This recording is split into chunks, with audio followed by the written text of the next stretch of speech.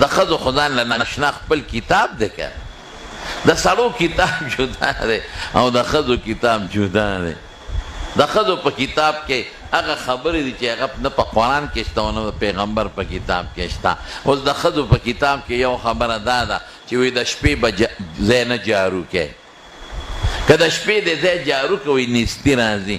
خدای دې بې خو بس ولې دروغ وایي، د شپې هم جارو کولی شي او دروغ دی.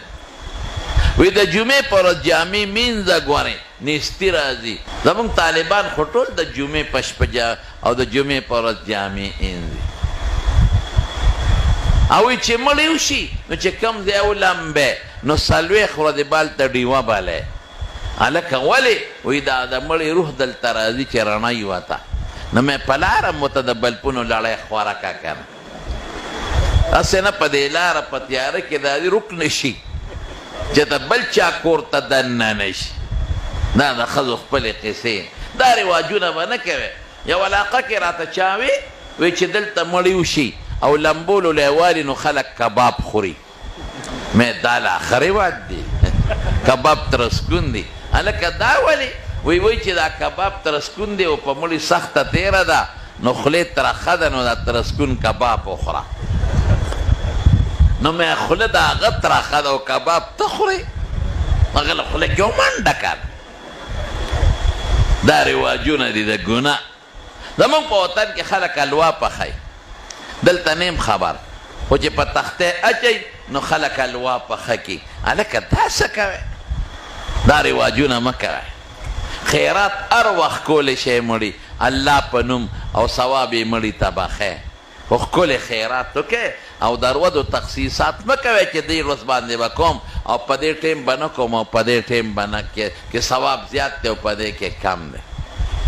نو د خپل ښځو ځان له خپل یو کتابي یو ځل راته چا وی اوس په دې ملک کې دا رواج دی چې ښځې د ملنګ بابا الوا پخی. مې د ملنګ بابا الوا څه ته وایي؟ وی دا ماشومان په دې کوڅو کې ګرځئ او په دې ماشومانو پیسې راغونډئ.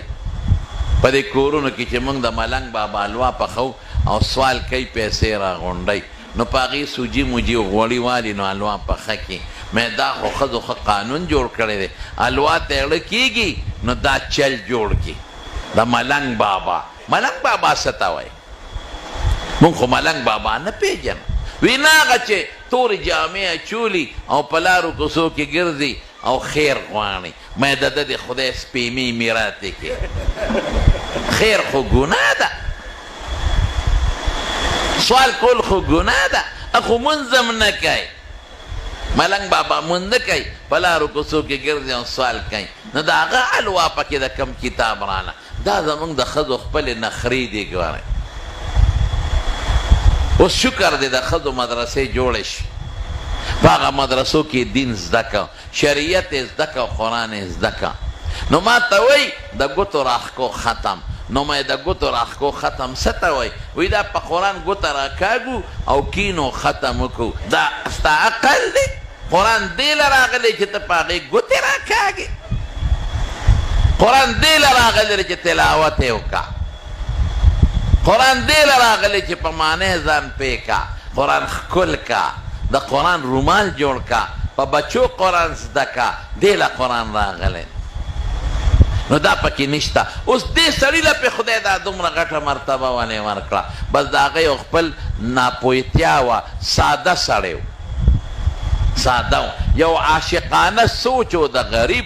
نو خدای پې وله څونه اجر ورکړ. نو چې هسې دې په ګوته راښکو دونه اجر خدای ورکو نو چې څوک یې تلاوت کوي نو هغه له به خدای څومره اجر ورکوي.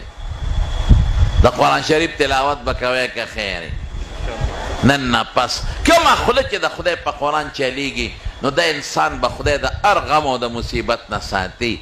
او په کم کور کې چې د خدای د قرآن تلاوت کېږي په دې کور به د خدای قهر او غضب نه راځي.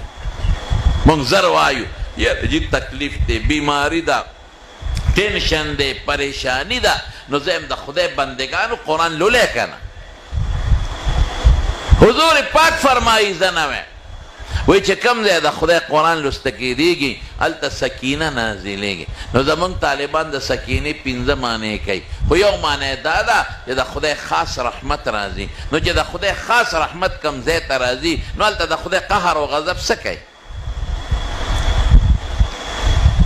نن نه پس به را سره دا وعده کوئ چې څومره دوستان دلته ناست یې نو ټول که یو سپاری او که نیمی او که ربعی څلورمی سپاری خو ټول به وعده کوئ چې د قرآن شریف تلاوت به کوئ که خیر ټول به انشاءالله داسې نه وروستو ملګري شوق سره مړه غلې مو وې که نه یار شوق سره دغسې نور شوق سره ماشاءالله چې دا بوټي واوري دا کائنات واوري دا به د قیامت پر ورځ د خدای په دربار کې ګوی کوي که خیر انشاءالله.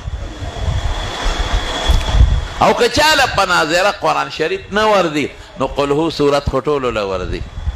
نو رسول الله مبارک فرمایي چې څوک 3 ځله قل هو صورت وایي سوره اخلاص نو الله بدله د قرآن شریف د ختم ثواب ورکړي. او چې څوک 10 کرته وایي نو هغه له به خدای په جنت کې محل جوړ کړي.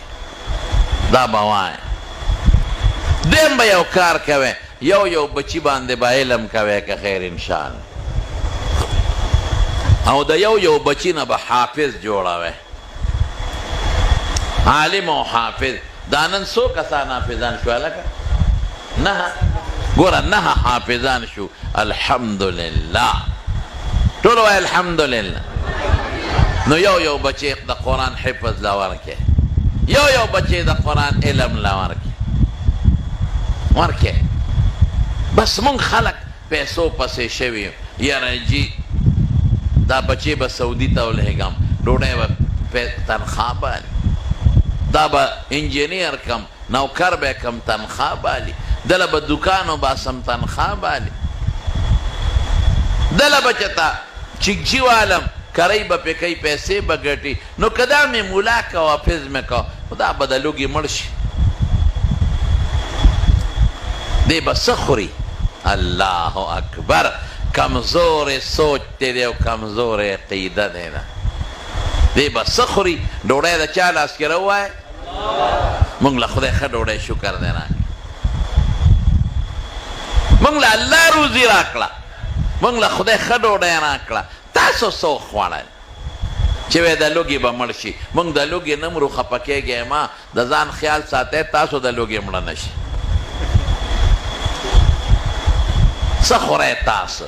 ځه کچالان نو کچالو له باټرۍ له یوسه او ډاکټر ته وایي دا وګوره چې دې کې څونه طاقت دی او وایي خدای ته وګوره اوس کچالو کې طاقت د کمې نه طاقت خو په هغه شي کوي چې په خېټه کې ګنټه 2 تېرې کړي نو دا معده او دا کولمې ته طاقت راکاږي. نو دا مردار خو چې سنګ وردي په منډه نو زیم په منډه دغې طاقت د کمې راغی.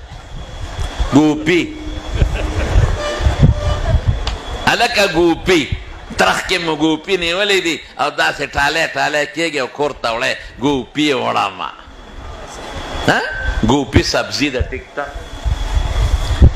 خو په ګوپي کې څه طاقت دی دی ما ته ووایه ګوپي کې څه دي؟ ما نه یو ځل په مدینه شریفه کې چا تپوس وکړو وایي په اعتکاف کې څه خورو؟ مې ګوپي پکې مه خوره هغه راپسې چالکۍ جوړه کړه په فیسبوک یې ورکړل چې دی وایي چې په اعتکاف کې ګوپي خوړل ګناه ده او حرام دي. صاحبه یو لویه نخره ما ته چا وایي راشه لوی جنجال دی جوړ کړی دی چې کوم شاګردان او دوستان دي هغې وایي دی ټیک ویلی دي او چې څوک مخالف دی هغې وایي دا په کوم کتاب کې دي په فیسبوک کې یو لوی جنجال جوړ دی. ما کوم ځای ویلی دی چې دا ګناه ده او حرام دی؟ ګوپي خو یو سبزي ده او چې څوک یې د نعمت په شکل خوري او د خدای حمد پې ووایي نو خدای به ثواب ورکړي. خو لیکن فرق خو شته که نه په خوراکونو کې حکیمان درته نه وایي دا خوراک مه خوره دا خو په حدیثو کې راغلي دي. رسول الله مبارک ته یو ځل حضرت علي صاحب یو باغ ته لاړ او تازه جوړ شوی نو کجورې خوړې وې دا مه خوره. نو بعضې وخت یو نعمت یي د سړي او ډاکټر یې پې بند کړي حکیم یې پې بند کړي نو ما وی ما خو نه دی ویلي چې ګوپي کې ګناه ده او حرام دي خو هغه تپوس وکړه نو ما ورته ځکه ګوپي یاد کړه چې ته اعتکاف ته هم کښېنې او د حضور